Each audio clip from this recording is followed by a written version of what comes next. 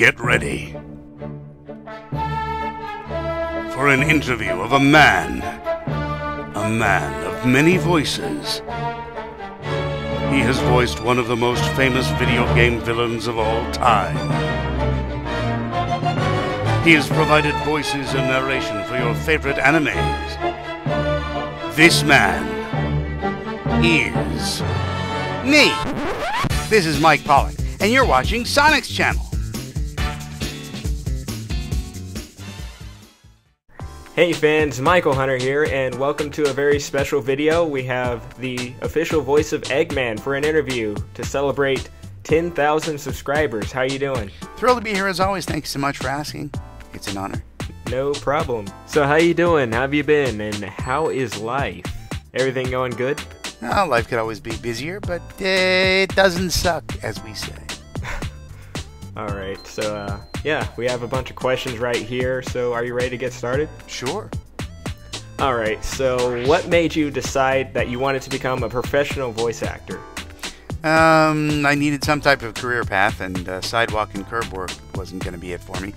So, having grown up loving the radio, I started working on the radio and realized what I really enjoyed about the radio was doing the wacky characters in commercials and stuff. And after radio started to get all crappy, I realized that there was work as just a straight voiceover talent, doing commercials, animations, promos, narrations, audiobooks, all sorts of stuff, and I started to concentrate on that. And I am grateful and fortunate that various cartoon, anime, game type opportunities presented themselves along the way. That's cool. So, like, how did you get the role as Dr. Eggman? It was a very lengthy audition process, the longest audition process for anything that I've ever had. I'd been doing stuff for 4Kids Productions as part of their talent pool for a year or so, doing Ultimate Muscle and Kirby Right Back At You and some other shows. And they had a special meeting for all the talent, which they never did. But among the things that they discussed at the meeting was a special Project X that they had just acquired. Didn't specify what it was, but it became clear in the coming weeks after the meeting that it was in fact Sonic X. And I learned from the producer that they were very interested in convincing Sega to book me for Eggman. So they gave me some samples of Dean Bristow's voice clips from one of the games and said, "Here, copy that." So I studied voice clips for a couple of days and came in and auditioned doing our best Dean Bristow, which is basically Dean Bristow. And they said, "Hey, great, thanks." A couple of weeks later, another round of callbacks. Came back in, did the same thing, Dean Bristow. And finally, I think one more round of callbacks after that, same thing, Dean Bristow. And apparently that's what it took to convince Sega that I was the guy for the job. Okay, that's pretty cool. Yeah, I was wondering what made you decide the way you wanted to do Eggman's voice, so I guess you kind of just answered another question. Well, it started as Dean Bristow, but then over the course of the first few episodes, it morphed into not only a more comfortable place in my vocal range, but also when I saw the comedy aspects of the dialogue, I realized that there's not always a lot of comedy you can do. When everything's just down here, it's not real funny. And the director also encouraged me to model the character after Martin Short's Jiminy Glick character. And Jiminy Glick starts up way up high and then goes way down low. So lots of peaks and valleys. Yeah, that's always good to find something that you're comfortable with. So, what do you enjoy most about voice acting for Eggman and just voice acting in general? With Eggman specifically, it's very cathartic. You get to get a lot of anger out in the course of a couple of hours of a session, and it's handy. And just in general, it's the funnest job in the world. You get to go in and play and pretend to be someone else for a while. It's acting, just like stage and theater acting, but without all the wardrobe and makeup and tons of time commitment. It's great for short attention spans. Yeah, I'm pretty glad that you're the voice of Eggman now, and like you were saying earlier, it kind of turned into your own thing, and I could kind of tell as the games kept progressing that the voice started to become more of your own and it started developing a little more. So yeah, you do a really good job. Thank you very much. And here's another question. What are some of your other notable characters that you play? Well, they're notable to me. Whether anyone else has seen any of them is debatable. The first big recurring role I got was Meat in Ultimate Muscle on the 4Kids Fox Box, CW 4Kids, whatever it was called at the time. Also doing promos for the Fox Box. I was the mayor and Samo the bartender on Kirby Right Back At Ya. I was Langston Lickatoad in Viva Pinata. I was Bonaparte in Yu-Gi-Oh! GX. I was Professor Arthur Hawkins for a couple of episodes in the regular original Yu-Gi-Oh! Series. I was Big O Riki in Go-Go Riki, and I'm thrilled to be able to revise that character and revive that character and add a couple of other characters in the rebooted version of Big O Riki, which will now be known as Kiko Riki. Look for that somewhere on a screen of some kind near you. And then recently I was just in a theatrical film called The Cat in Paris, playing Mr. Baby, a gang member. Nice. Thank you. So, like I know you've also done some other things like narration and stuff, and I know you did Pokemon. Can you tell us a bit about some of the narration you've done? I was the narrator on Pokemon for a couple of years, some 4 or 5 years ago, in the waning 4Kids era. And I also got my first gig with 4Kids was as a nameless grandfather in an episode of Pokemon, and I've since done several other characters in Pokemon. I was Mr. Contesta, one of the judges. I was some guy who raised Shroomish in a mansion. I've been some trainers and stuff like that. Basically, whatever role they'll call me into audition for, and if I book it, then I'm on Pokemon for a while. And all sorts of stuff, and then commercials for Sunsetter retractable awnings as the annoying Mr. Sun. I just did some spots for the Scotty Vest line of wearable travel clothing that I'm also a customer of. And basically any job that I can audition for and I can book, I'm happy to do it. That's cool. So, what's it like to look back at so many different TV shows and commercials and video games that you've done and hearing your own voice play back in them? It's really cool. It was incredibly cool at first. Now I guess I've gotten used to it. But I always enjoy to hear the stuff that comes out well, preferably. Even the stuff that doesn't end up so great is still okay to listen to. But it's always very cool. Mm-hmm. Alright, so what are some of your favorite character roles that you play? I like the voices that make me laugh, and the voices that make me laugh are the ones that are just plain funny to me, at least. Meat from Ultimate Muscle, who was basically a little truck. Well, he was a big truck driver in a little guy's body, and Meat just sounds like this. Anytime I can do a voice that sounds like this, it makes me laugh. Even the variations on Meat, Bonaparte in Yu-Gi-Oh! GX was the effeminate version of Meat. So, hi, I'm Bonaparte. I'm in Yu-Gi-Oh! GX, but it's basically a very similar voice. Same with Big O Riki and Go-Go Riki, was just a slightly more educated version of that same voice. One of the funniest bits of casting that I was ever involved with was Ella in Sonic X, which is funny just that they would cast me as Ella, the maid. So I did Enter the Maid, and that's what he was, and he was very funny. So the voices that make me laugh are some of my favorites. That's cool. So, like, are you close friends with some of the other 4Kids voice actors like Jason Griffith and Dan Green and them? I don't hang out with them socially nearly as much as I'd like to, but we see each other in passing as we go from audition to audition and booking to booking. And occasionally, maybe once or twice a year, there'll be some type of cast party for something.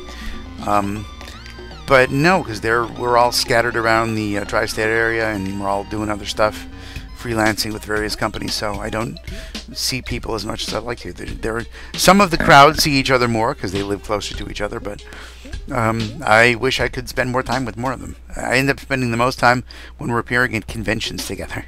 Yeah, I've seen a few of those. Mm-hmm. I'd like to go to a convention sometime. It's great fun. Hopefully that will happen one day. But, so how did you manage to keep your role as Dr. Eggman in the video games when all the other 4Kids voice actors were replaced? It was basically another audition process. I got a call from one of my West Coast agents saying, we have an audition for you for a thing that apparently you've done before, a Dr. Eggman. And my response was, really? I thought I was already doing that.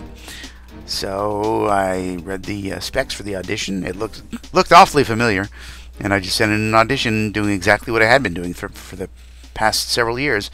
And apparently they liked it enough that they rehired me for the role. Nice. Glad to have you staying as Eggman, because you do, like I said before, you do a very good job, and you really fit that character. Thank you. Thank you. From your mouth to Sega's ears. So, what are some of your favorite lines that you've ever recorded, like from anything? They tend to, because they're just an hour or two or sometimes 3-hour sessions that come and go quite quickly. Most of the dialogue just becomes a big blur. But some of my favorite moments I can remember in Sonic X, whenever Eggman would break the fourth wall and speak directly to the audience, that just amused me to no end. Such as there was one episode I recall where he received a phone call from a viewer, which is impossible for many reasons, and he answers the phone with a hearty hello. That made me laugh. Nice. So, if you had the opportunity to voice any other Sonic character other than Eggman, Professor Gerald, or Ella the Maid, who would you want it to be? Probably Bo-Kun in Sonic X, because the annoyingly high-pitched voice that the lovely and talented and Tony-nominated Andrew Reynolds gave him just amazed me how he can do that all by himself. I can't do that. If I could, which I can't, I would like to have been booked for Bo-Kun. That's awesome. Thank you. Alright, so here are some fan questions now. Okay. So here is one from Caden Red Pearl, and here's his question. Hey, Mike Pollock, what's up? This is Caden Red Pearl. I have a question for you. I'm here to answer. What is your favorite type of character to voice act? And which do you prefer, a good guy or a bad guy? I like a funny guy. Whether they're bad or good is less important than whether I'm making myself laugh when I'm recording, and ultimately whoever's watching on the other end, making them laugh. It's always fun to play a bad guy because there's a lot more to do with a character. There's a lot more emotional complexity going around that you can have fun with. So a funny villain would be fine, but also just a goofy, nerdy guy makes me laugh. So again, I'm playing more for the comedy versus the good or the bad. Yeah, comedy's always fun. Mm-hmm. Alright, so this one is from Matt Mannheimer, and here is this question. Hi, Mr. Pollock, a big fan of yours. I was curious if you happen to have a part in the upcoming Disney film Wreck-It Ralph. Because we found out that Roger Craig Smith makes a small cameo, and we were wondering if you had any particular role in this film, or even reprising roles for that matter. Let me make a correction real quick. That was actually from Tim Brown. I got the orders mixed up. All right, then. Either way, the answer is the same. Not as far as I know. No one's contacted me about the film, but from what I've read, Eggman appears with a crowd and speaks in unison with a crowd. So you don't really need me for that. You could do it. So I assume whoever was standing around in the room at the time would have filled in with that voice. But tain't me.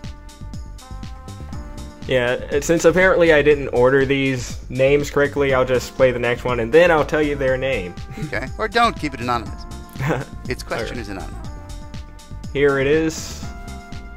Hey Mike, how you doing? I have one more question. I know we talked a while back, and that was a great interview, had a lot of fun, but now I wanted to ask you, what is your favorite Sonic video game? Like, if you had to play one Sonic video game, which one would it be? That was Lefty Heat, by the way. All right, then. I'm not a gamer, so if I had to play any of them, such as if there was a gun to my head, I would be dead. But as far as listening back to bits of them, it's probably a tie between Colors and Generations. Mostly, again, because of the comedy. There were some very funny lines in the PA announcements of Colors, and I like that. And then bits of the dialogue in Generations were also quite amusing. Probably for the comedy, Colors might win out just a tad, but I hate to play favorites. Mm-hmm. Alright, so here is the fourth question. Hey Mike, it's Matt, the owner of Tails' channel. Nice to talk to you again. So my question is, how many years have you done voice acting? It depends on what you want to count as voice acting. I've been voice acting for animation-related stuff since 2001, or actually 2000, I guess, was my first Little Tug's Big Adventure, the lovely VHS-only video of boats on New York, in the harbor of New York, and I play the voice of the various male boats. And then it was lots of animation after that. But before that, I was doing stuff in radio from 1986. And in addition to being a disc jockey and saying, "Hey everybody, it's 7:20, 20 past 7," I also did lots of wacky characters in commercials and comedy bits and stuff. So, depending on how you want to calculate it, from either 1986 or 2001.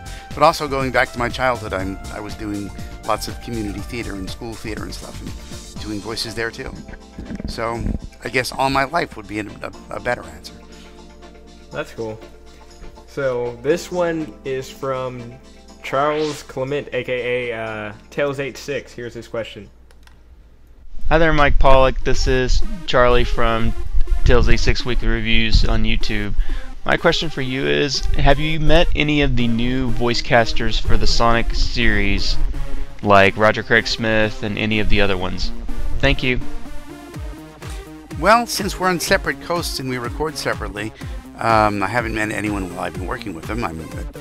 We're recording separately, so I'm dealing with the producers and directors on the other end of a high-speed digital phone line, basically. And I'm friends with Roger on Facebook, but we've never spoken with any type of interaction. And I met Kyle A. Bear, who is doing some stuff on the games, but I met him before he was doing that at a convention, so we didn't have that in common at the time. So the short answer is, not really. Alright, so here is one. I'm pretty sure you're familiar with this guy. He believes that he is Sonic the Hedgehog, and here's his question. I see. Hey Mike, this is Sonic the Human, and my question for you is, are you a real evil scientist in real life? Like, 'cause you know how I'm a hero in real life, and yeah, I was just wondering if I could get some clarification on that, 'cause a lot of people probably want to know. Thanks! Unfortunately, I'm too busy doing voice acting to have time to deal in actual evil science.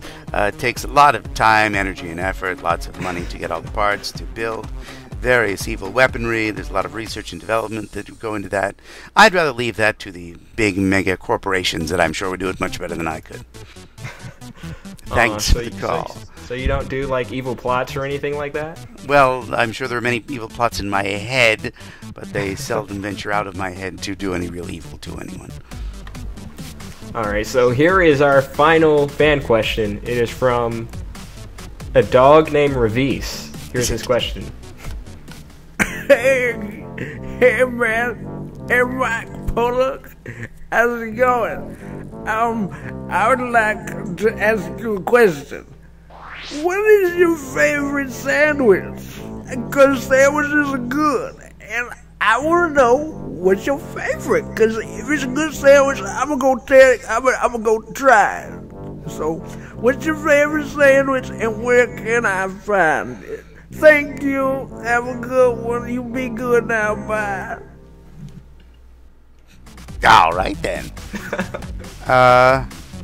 Oh, this will be repulsive to some, but too darn bad. If you haven't tried it, you should. Tongue. A tongue sandwich. Lovely. A tongue sandwich? Boiled beef tongue. Little mustard, little rye bread. That's good eating. I remember my mom made cow tongue years ago, and she didn't tell us what it was, so that we would eat it. Oh, it's fun when you cook it at home, because, of course, you can tell what it is by looking in the pot, because the pot's looking back at you going, But I do have to say that it's some of the best tasting beef that I've ever tasted. Sure, Korean barbecue also does a nice tongue.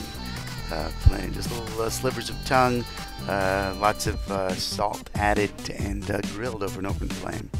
That's nice. Alright, so here is our final question. Do you have any advice for those looking to pursue a career in voice acting? Eat more tongue sandwich. No, that's not right at all.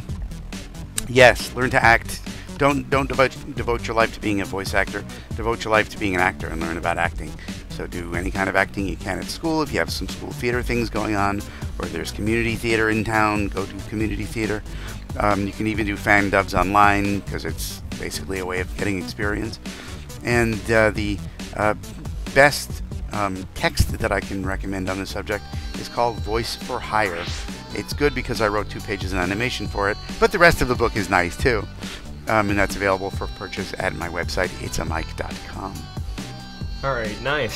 So, yeah, that's about it for the interview. Thank you very much, Mike, for doing this interview with us. Not a problem. Thanks for having me. And also, to you viewers, make sure you check out Rhino Comics, because Mike Pollock will be actually doing a voice of a character in that sometime down the road. So keep an eye out on that. I'm excited. And so, yes, do you have any final words before we close out? Check me out on the website, itsamike.com, and Facebook and Twitter, both at It's a Mike. And my Celebrity Death Comedy... hello. Can we start that over? My Celebrity Death Comedy Jam blog, thelatestdeadlines.blogspot.com. When celebrities die, I make fun of them. Do you not have a heart? Oh, it's hardly as mean-spirited as everyone thinks it is. It's mostly just making the obvious jokes that come up from their funny names, or sometimes their funny situations of death, you know. It's all in good fun. Alright, so yeah, I'll have the links to those in the description, so you can check those out. And yeah, thank you again, Mike, for joining us for this 10,000 subscriber special. Thank you, and on behalf of Michael, thanks for subscribing. Yes, what he said. Thank you very much. You guys are awesome. Yeah, that's about it. Thank you all for watching. This is Michael Hunter. See you guys next time. Bye-bye.